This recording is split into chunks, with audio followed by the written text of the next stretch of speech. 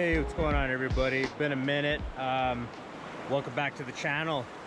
So we're out on the water, finally got a break from, kind of all the chaos of daily life, and the flows are great. So, we're in a higher elevation mountain range in northern New Mexico. We have had a great monsoon season, and this river for a time frame had blown out significantly, and now it's just on a steady decline. It seems, the aquifers, the springs have been replenished, and so it's a nice slow release, and the drop has been pretty gradual. This is late August, and for this time of year the flows are a lot higher. So obviously with higher flows, that just allows the water to maintain its temperature better, and so we're not having to worry about overheating, lack of oxygen, and stressing out the fish. So on top of that, being this time of year, dry dropper setups are the way to go. So basically that's what I'm talking about today. So kind of taking a break from the usual Shadow X Euro nymphing. So I actually got a Hardy ultralight LL 9-foot 2-inch 4-weight, kind of a brand new rod in the arsenal, just playing with it, checking it out. And then I have my dropper. I got a little my foam bodied hopper here as my dry fly, and then about 20 inches below that I have let's see, where did I put it, my Flash Fave in black, so a size 16, and I'm running the dry fly off of a dropper, so the flies have independence from each other. So if a fish does grab it, I'm not going to tie it off the hook or off the eye. I want that dry fly to be completely independent. Now if you look, the dropper's only about 3.5 inches long. It's just shorter than my typical dropper for my Euro nymph setup. I like to run about 6 to 8 inches for my dropper on my Euro nymph setup, so I have better independence of my nymphs while I'm fishing them. So in this one, I'm actually running a little shorter so I can have better contact between the dry and the nymph as I lay the system down on the water and allow the dry and the nymph to become connected when I'm running through deeper water. In shallower water, I can raise and lower, even dance the dry fly a little bit to give it some animation, but also just maintain better strike detection, some of that shallower water stuff. So all right, guys, let's go ahead on out. Oh, the hopper is about a size 10, so FYI. All right, let's head on out. Let's give it a shot.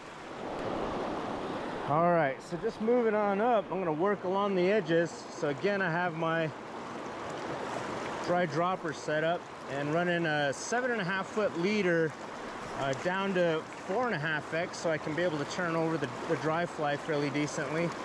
And my nymph is tied on to 5x, so I'm not worried about having really fine tippet for the dry. I want the turnover capability, as well as just if I get a fish on it, I can land them a little quicker. But basically hitting some pocket water here,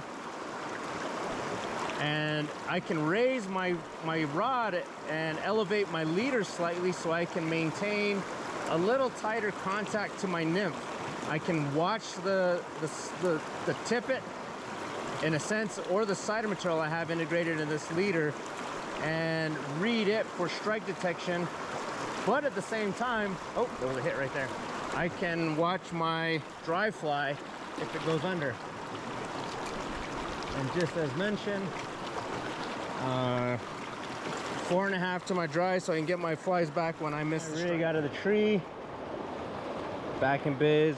Actually I had to retie.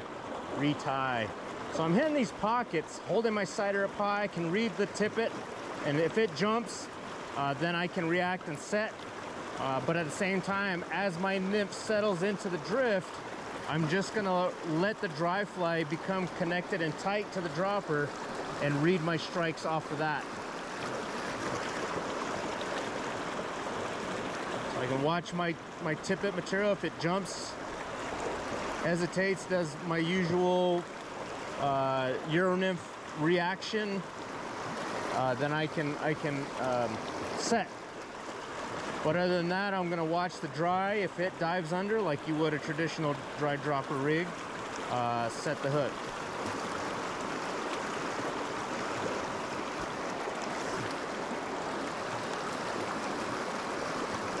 Full drift, went down, just current.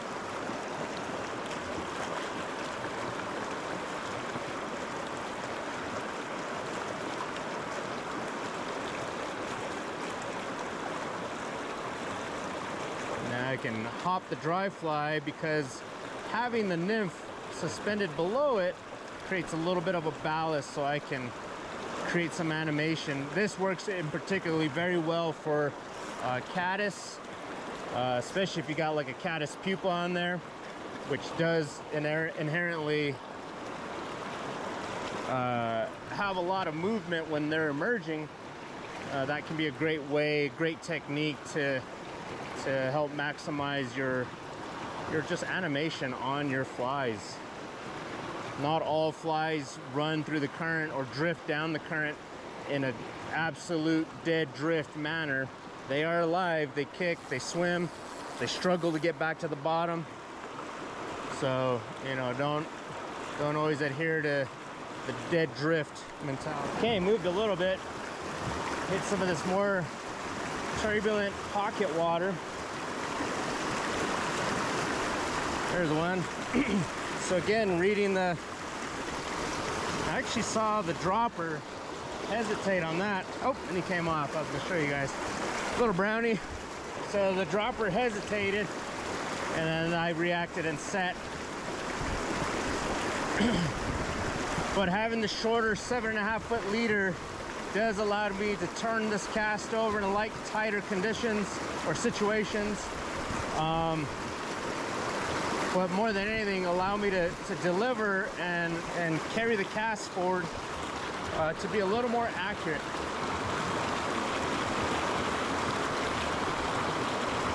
Run it tight to the bank. Got good water depth. Work my way out into the different pockets.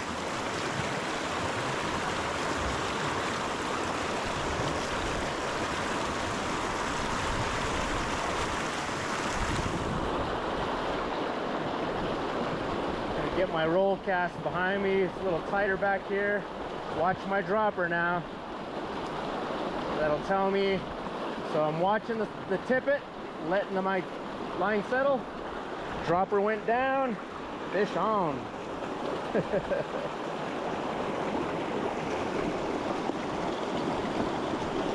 Pretty little brown. Ate the little flash fave. Awesome. Cool. Just keep working through this pocket water. Elevate your rod tip to isolate your flies in the pockets themselves. That way you get your best drift. Cover the water efficiently, thoroughly. Start it high so I can watch my tippet. Rock.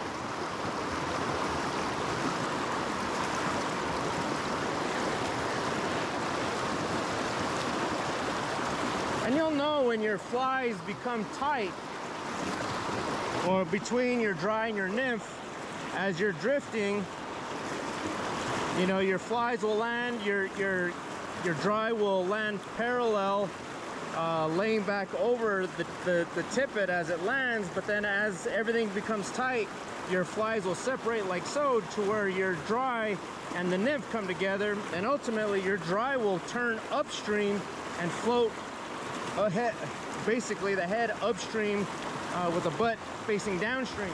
That's when you know everything's tight between flies, and you can read it from there.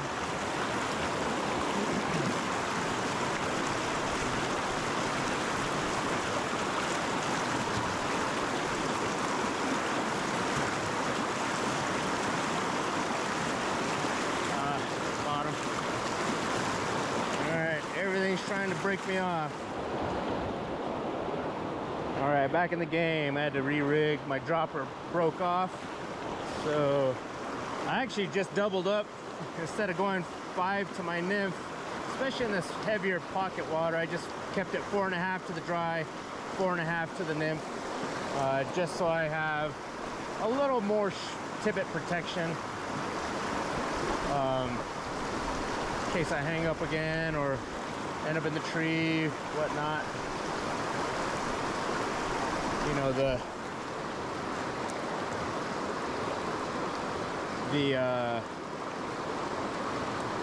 casualties of this game. Try to reduce that.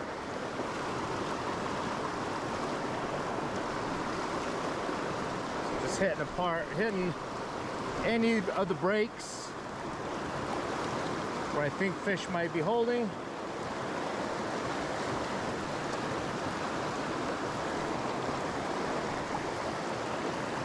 Comes a branch. There's one. That's a nice fish. Yeah. Cool. Dry fly went down on that, so I was reading the dry. That was a little bit further into the drift. I actually switched up. I had the black flash fave and went to the pink and purple. So that guy right there. Cool.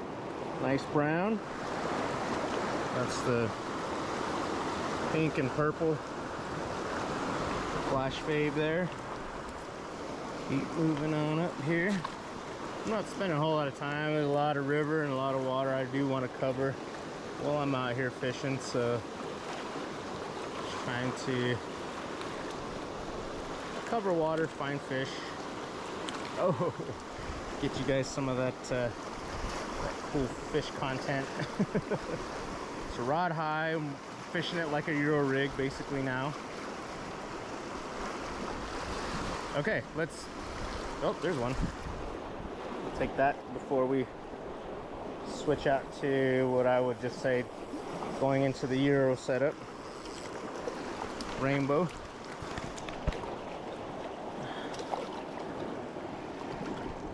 All right, buddy. There he is. Chill, chill, chill. Okay, so I just landed that rainbow. Kind of thinking this is a really deep pool right out in here. The dry is definitely, you know, going to keep my nymph about 2.5 feet below the surface of the water, which, you know, may not be deep enough for this section of river. So I'm going to cut the dry fly off, put it to the side, put on a little fly patch. And now I got about another foot that I can submerge. So I'm running about 3.5 feet. And again, I got a size 16 that has a, hold on. Okay. Got a size 16 that has a 2.8 millimeter bead on it. So, you know, it's not super heavy, single fly, but I believe it's heavy enough to get down where I need to be. So I do have some cider tied into my leader. There's one. So I'm again just watching that cider in that water that I need to get deeper in just by trimming off the dropper. Nice, beautiful color. Try it again. Again, took the dropper off, the dry fly, just running the nymph. Hold the cider tight to the water, reading it. Just like you would tight line, Euro nymphing. Watch that cider. If it twitches, jumps, pauses, set. There's one. Rainbow. I got 4.5, so I can put a little more onto this guy to land it. So it seems like today, this morning anyway, the nymphing is still the name of the game.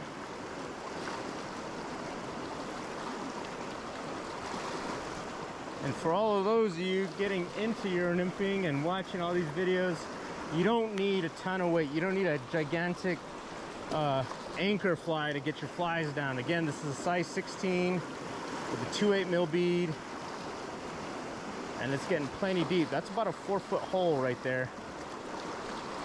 And I'm getting down a little further in the water column just to get to those fish that don't want to come up into the water column to feed. We're bringing the fly to them. Back to the dry dropper, getting into some of the shallow water where I think some fish might want to come up.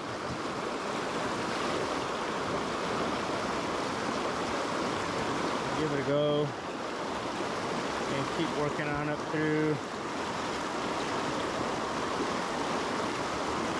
little guy. Come here, bud.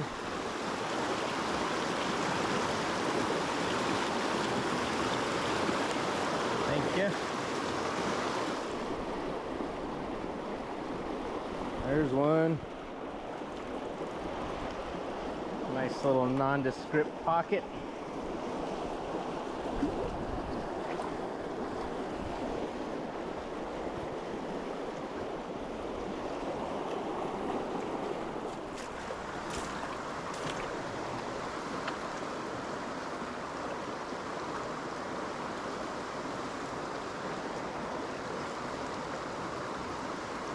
Nice. That's a good one too.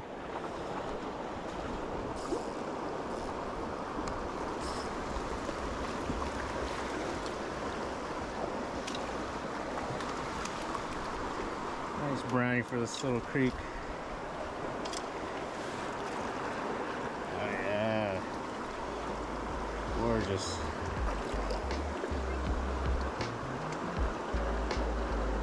So cool. Fish. All right, so just broke down a basic setup for a dry dropper, utilizing the tag system in order to allow a little more independence, a little more hook freedom in the system, rather than tying off the eye, or more in particular off the bend of the hook, which sometimes can impede on fish taking the dry. Didn't get anything on the dry fly, but that opportunity was there. So if that was the case, especially this time of year, these conditions, where the fish have an opportunity, have the energy, have the temperature range to be more active and to come up on the surface.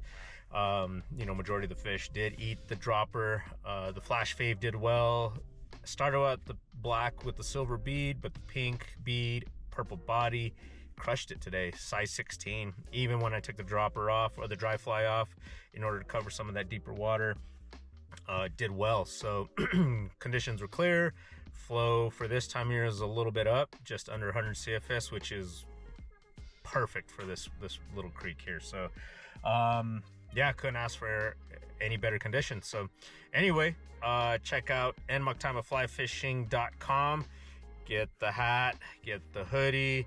It's by Rip Your Water, but it has my logo sublimated on the back, as well as some other merch there, stickers, other t-shirts with Nmoctama Fly Fishing designs on them. So also hit up About Trout if you're interested in a guide trip on the San Juan River. I do specialize in Euro nymphing there, but can work with anybody on anything technique wise. So if not, we'll see you out in the water. All right, everybody, take care. Peace.